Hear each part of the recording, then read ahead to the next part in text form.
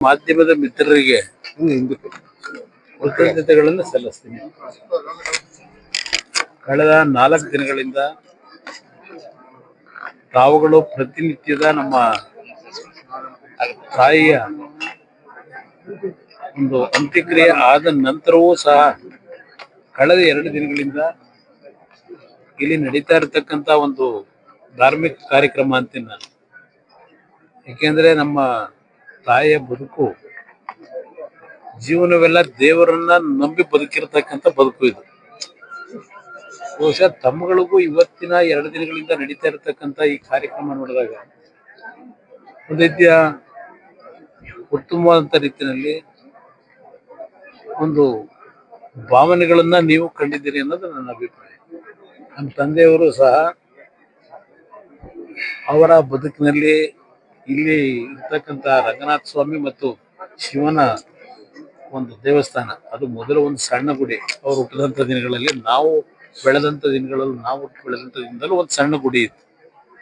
ಈಗ ರೇವಣ್ಣ ಅವರು ಅಲ್ಲಿ ಒಂದು ದೊಡ್ಡ ಉತ್ತಮವಾದಂತ ಶಿವನ ದೇವಸ್ಥಾನವನ್ನ ಮಾಡಿದ್ದಾರೆ. ದೇವೇಶ್ವರ ದೇವಸ್ಥಾನವನ್ನ ನಮ್ಮ ಶೃಂಗೇರಿ ಮಠದ ಗುರುಗಳೇ ಬಂದು ಅದನ್ನು ಪ್ರತಿಷ್ಠಾಪನೆ ಮಾಡಿರ್ತಕ್ಕಂಥದ್ದು.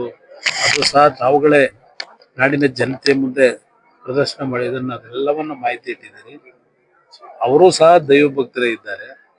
ಅದರಿಂದ ಎಲ್ಲಾ ವಿಧಿವಿಧಾನಗಳು ಒಂದು ನಮ್ಮ ಧಾರ್ಮಿಕವಾಗಿ ಏನ್ ನಡೀಬೇಕು ಅದೆಲ್ಲವನ್ನ ಇವತ್ತು ಅತ್ಯಂತ ಶ್ರದ್ಧೆಯಿಂದ ಇವತ್ತೇನು ಈ ಕಾರ್ಯಕ್ರಮಗಳನ್ನ ನಡೆಸ್ತಾ ಇದ್ದಾರೆ ನಮ್ಮ ತಂದೆಯವರ ಒಂದು ಮಾರ್ಗದರ್ಶನದಲ್ಲಿ.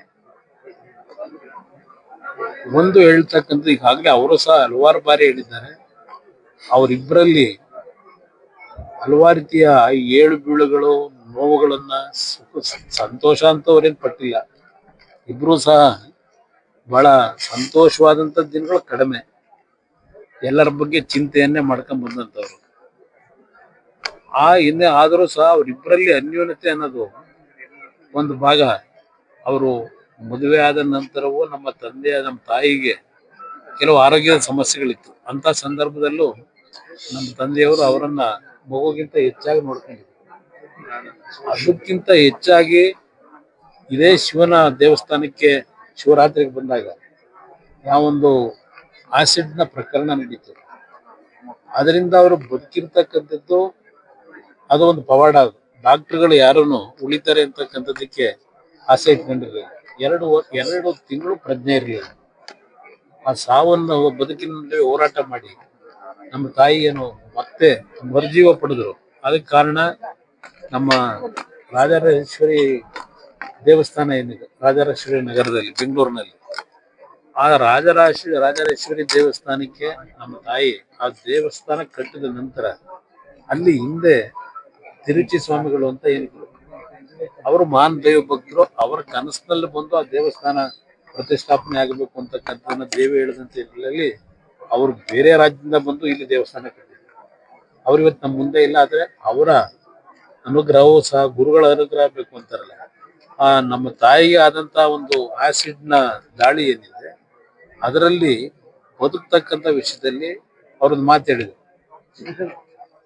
ಇವತ್ತು ಚೆನ್ನಮ್ಮನವರು ನಿಮ್ಮ ಹೆಂಡತಿ ಇರಬಹುದು, ಆದರೆ ಅವರು ಈ ರಾಜರಾಜೇಶ್ವರಿ ಮಗಳಿದ್ದಾಳೆ, ಯಾವುದೇ ಕಾರಣಕ್ಕೂ ಅವರಿಗೆ ಜೀವಕ್ಕೆ ಅಪಾಯ ಆಗೋದಿಲ್ಲ, ಧೈರ್ಯವಾಗಿರಿ ಅಂತಕ್ಕಂಥ ಅವರು ಸ್ಥೈರ್ಯ ತುಂಬಿದಂಥವ್ರು ಆ ತಿರುಚಿ ಸ್ವಾಮೀಜಿ. ಅವ್ರು ಹೇಳಿದಂತ ರೀತಿಯಲ್ಲೇ ಆ ತಾಯಿ ಆಶೀರ್ವಾದದಲ್ಲಿ ಉಳಿದ್ರು. ಬಹುಶಃ 1999 2000 ಇಸ್ವಿನಲ್ಲಿ ಆದಂತ ಘಟನೆ ಅದು. ಇಲ್ಲಿಗೆ ಈಗ 26 ವರ್ಷ. ಅವರ ದೈಹಿಕವಾಗಿ ಆದಂತ ಆ ದಾಳಿಯ ಹಿನ್ನೆಲೆಯಲ್ಲಿ ಎಷ್ಟೇ ಹಿಂಸೆಗಳು ಪಟ್ಟಿದ್ದಾರೆ ಅನ್ನೋದು ನೋಡ್ಬೋದು, ನಾವು ನೋಡಿದ್ದೇವೆ. ಯಾಕೆಂದ್ರೆ ಅವರಿಗೆ ಬೆನ್ನಿನ ಒಂದು ಸಂಪೂರ್ಣವಾಗಿ ಸುಟ್ಟೋದಂತ ಹಿನ್ನೆಲೆಯಲ್ಲಿ ಪ್ರತಿದಿನ ಆ ಉರಿಯನ್ನ ಸಹಿಸ್ಕೊಂಡು ಬಂದಿದ್ದಾರೆ.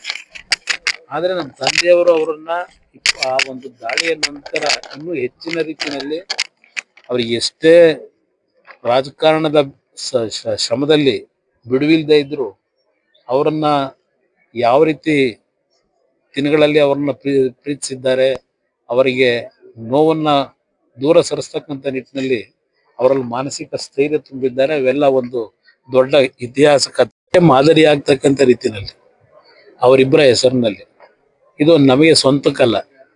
ಇದರಲ್ಲಿ ಯಾವುದೇ ರೀತಿಯಲ್ಲಿ ನಮ್ಮ ಕುಟುಂಬದ ಸದಸ್ಯರುಗಳ ಒಂದು ಯಾವುದೇ ರೀತಿಯಲ್ಲಿ ಇದರಲ್ಲಿ ನಾವು ಮೂಗು ತೋರಿಸ್ತಕ್ಕಂಥ ಪ್ರಶ್ನೆ ಇಲ್ಲ. ಒಂದು ಸಾರ್ವಜನಿಕವಾಗಿ ಸಾರ್ವಜನಿಕರಿಗೆ ಒಂದು ಉತ್ತಮ ಅಂತ ರೀತಿಯ ಪ್ರಾಮಾಣಿಕವಾಗಿ ಜನಸೇವೆ ಮಾಡ್ತಕ್ಕಂಥವ್ರನ್ನ ಗುರುತಿಸಿ ಈ ಸ್ಥಳದಲ್ಲಿ ಏನೊಂದು ನೋಡ್ಕೊಳ್ತಕ್ಕಂಥ ವಿಷಯದಲ್ಲಿ ಒಂದು ಪ್ರಾಮಾಣಿಕವಾಗಿರ್ತಕ್ಕಂಥವ್ರನ್ನ ಸೆಲೆಕ್ಟ್ ಮಾಡಬೇಕು ಅಂತ ಇದ್ದೇನೆ. ಅದನ್ನು ನಮ್ಮ ತಂದೆಯವರ ಜೊತೆ ಮಾತಾಡಿದ್ದೇನೆ, ನಮ್ಮ ಕುಟುಂಬದ ಸದಸ್ಯರ ಜೊತೆನೂ ಮಾತಾಡಿದ್ದೇನೆ. ಯಾವುದೇ ರೀತಿಯ ರಾಜಕೀಯದ ಸೋಂಕು ಈ ಸ್ಥಳದಲ್ಲಿ ಇರಬಾರದು. ಯಾವುದೇ ಕಾರಣಕ್ಕೂ ರಾಜಕೀಯಕ್ಕೆ ಮಹತ್ವ ಕೊಡ್ತಕ್ಕಂಥ ಪ್ರಶ್ನೆ ಇಲ್ಲ. ಈ ಸ್ಥಳದಲ್ಲಿ ನಾವೇನು ಈ ಭಾಗದ ನಮ್ಮ ರೈತರು, ಬಹುಶಃ ನಾನು ಈ ಒಂದು ಕೆಲವು ರೈತರನ್ನ ಕರೆಸಿ ಮಾತಾಡಿದಾಗ ಅವರು ಅತ್ಯಂತ ಸಂತೋಷದಿಂದ, ನೆನ್ನೆನೂ ಸಹ ಕರೆಸಿದ್ದೆ, ಅವರೆಲ್ಲರ ಜೊತೆನೂ ಮಾತಾಡಿದ್ದೇನೆ. ಅವ್ರಿಗೆ ಏನು ಸಂತೃಪ್ತಿಯಾಗಿ ಈ ಭೂಮಿಯನ್ನು ಸಂತೋಷ ಬಿಟ್ಕೊಡ್ತಕ್ಕಂಥದ್ದಕ್ಕೆ ಅವ್ರು ಏನು ನಮ್ಮಿಂದ ನಿರೀಕ್ಷೆ ಮಾಡಿದ್ರು ಅದು ಎಲ್ಲಾ ರೀತಿನಲ್ಲೂ ಆ ನಿರೀಕ್ಷೆಯನ್ನ ಮಾಡಿಕೊಟ್ಟಿದ್ದೇವೆ. ಮುಂದೆನೂ ಸಹ ಆ ಕುಟುಂಬಗಳಿಗೆ ಈ ಜಾಗದಲ್ಲಿ ಅವ್ರ ಕುಟುಂಬದಲ್ಲಿ ಕೆಲವರು ಬದುಕ್ತಕ್ಕಂಥದ್ದಕ್ಕೆ ಅವ್ರಿಗೂ ಅವಕಾಶಗಳಿದ್ದಾರೆ ಹೇಳಿದ್ದಾನೆ. ಅವರಿಗೆ ದುಡಿಮೆ ಮಾಡಿ ಬದುಕ್ತಕ್ಕಂಥದ್ದಕ್ಕೆ ಅವ್ರಿಗೆ ಏನು ಇಲ್ಲಿ ಮುಂದಿನ ದಿನಗಳ ಅನುಕೂಲ ಆಗ್ತದೆ ಅದೆಲ್ಲವನ್ನು ವಿವರಿಸಿದ್ದೇನೆ. ಇದು ನಾಡಿನ ಜನತೆಗೆ ಸಮರ್ಪಣೆ ಮಾಡ್ತಕ್ಕಂಥ ಜಾಗ ಇದು ಅವರಿಬ್ಬರ ಹೆಸರಿನಲ್ಲಿ. ಇದರಲ್ಲಿ ನಮ್ಗೆ ಯಾವುದೇ ರೀತಿಯ ನಮ್ಮ ಕುಟುಂಬದ ಇನ್ವಾಲ್ವ್ಮೆಂಟು ಓನ್ಲಿ ಡೆವಲಪ್ಮೆಂಟ್ ಇರ್ಬೋದು, ಪ್ಲಸ್ ಜನರಿಗೆ ಇಲ್ಲಿ ಏನು ಆಗಬೇಕಾಗ್ತದೆ, ಅನಾಥ ಮಕ್ಕಳಿಗೆ, ಅಲ್ಲಿಂದ ಅವರ ವಯಸ್ಸಾಗಿರ್ತಕ್ಕಂಥವ್ರಿಗೆ, ನಮ್ಮ ರೈತ ಬಂಧುಗಳಿಗೆ ಕೆಲವು ರಿಸರ್ಚ್ನ ಮಾಡ್ತಕ್ಕಂಥ ಒಂದು ಸೆಂಟರ್ ಇಲ್ಲಿ ಆಗಬೇಕು ಅಂತಕ್ಕಂಥದ್ದು ಏನಿದೆ, ಒಂದು ಸಂಸ್ಕೃತ ಪಾಠಶಾಲೆಯನ್ನ ನಿರ್ಮಾಣ ಮಾಡ್ತಕ್ಕಂಥದ್ದು, ಹೀಗೆ ಹಲವಾರು ರೀತಿಯ ಯೋಜನೆಗಳನ್ನ ಇಲ್ಲಿ ಹಮ್ಮಿಕೊಂಡಿದ್ದೇವೆ. ಅದಕ್ಕೆ ಧಾರ್ಮಿಕವಾಗಿ ನಡೆಸ್ತಕ್ಕಂಥ ಕೆಲವು ವ್ಯಕ್ತಿಗಳನ್ನ ಮತ್ತು ಸಾಮಾಜಿಕವಾಗಿ ಯಾವುದೇ ರೀತಿಯ ಸಮಸ್ಯೆಗಳಿಲ್ಲದೆ ಸ್ವಾರ್ಥದ ಒಂದು ಭಾವನೆಗಳನ್ನು ಇಟ್ಕೊಳ್ಳದೆ ಸಮಾಜದ ಕಷ್ಟದ ಇರತಕ್ಕಂಥವ್ರನ್ನ ಅವರ ಮಕ್ಕಳ ರೀತಿ ನೋಡ್ಕೊಳ್ತಕ್ಕಂಥ ವ್ಯಕ್ತಿಗಳನ್ನ ಆಯ್ಕೆ ಮಾಡ್ಬೇಕು. ನಾನು ಆ ವಿಷಯ ನಮ್ಮ ಅಣ್ಣ ತಮ್ಮದ ಜೊತೆನೂ ಚರ್ಚೆ ಮಾಡಿ ನಿರ್ಣಯ ಮಾಡ್ತೀವಿ. ಬಹುಶಃ ಇದು ಒಂದು ಮಾದರಿಯಾಗಿ ಈ ಭೂಮಿ ಇರೋವರೆಗೆ ಶಾಶ್ವತವಾಗಿ ನೆಲೆಸಿ ನಮ್ಮ ತಾಯಿ ತಂದೆ ಹೆಸರಿನಲ್ಲಿ ಅವರಿಗೆ ಬದುಕಿಗೆ ನೆರಳಾಗ್ತಕ್ಕಂಥ, ಬದುಕಿಗೆ ದಾರಿ ತೋರಿಸ್ತಕ್ಕಂಥ ಯೋಜನೆಗಳನ್ನ ಇಲ್ಲಿ ಮಾಡಬೇಕು ಅಂತಕ್ಕಂಥದ್ದಕ್ಕೆ ಈಗಾಗಲೇ ಒಂದು ನೀರಿನ ನಕ್ಷೆಯನ್ನು ತಯಾರು ಮಾಡಿ ಇಟ್ಟಿದ್ದೇನೆ. ನಾನು ಅದನ್ನೆಲ್ಲವನ್ನ ನಮ್ಮ ಕುಟುಂಬದ ಸದಸ್ಯರ ಜೊತೆ ಹಂಚ್ಕೊಂಡಿದ್ದೇನೆ. ಎಲ್ಲರ ಸಹಕಾರ ಇದೆ. ಅದನ್ನ ಇಲ್ಲಿ ಪ್ರಾರಂಭ ಮಾಡ್ತಕ್ಕಂಥದ್ದು ಬಹುಶಃ ಇನ್ನೊಂದು 15-20 ದಿವಸಗಳ ನಂತರ ಪ್ರಾರಂಭ ಮಾಡಿ 2-3 ವರ್ಷದೊಳಗೆ ಈ ನಾಡಿನ ಜನತೆಯ ಒಂದು ಬಡವರಿಗೆ ಯಾವ ರೀತಿ ಅನುಕೂಲಗಳಾಗಬೇಕು ಅದನ್ನ ಕಾರ್ಯಕ್ರಮ ಪ್ರಾರಂಭ ಮಾಡಬೇಕು ಅನ್ನೋದು ನಮ್ಮ ಉದ್ದೇಶ ಇಟ್ಟಿದೆ.